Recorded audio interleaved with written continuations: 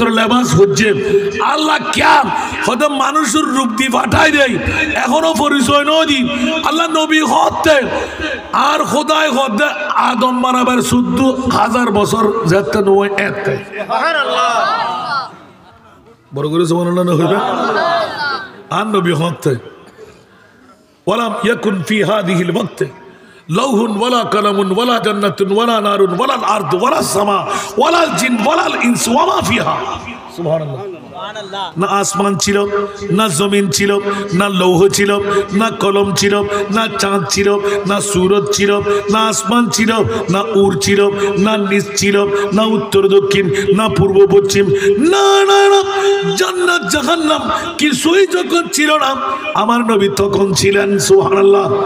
এবার আর নবীকে জিজ্ঞাসা করলাম ইয়া রাসূলুল্লাহ একবার বলুন আপনি কখন বলে যে আনা নবিয়ুন ওয়াল আদামু বাইনার রূহে ওয়াল জাসাদ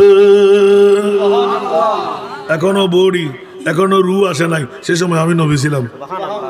একটু জোরে বলুন না সুবহানাল্লাহ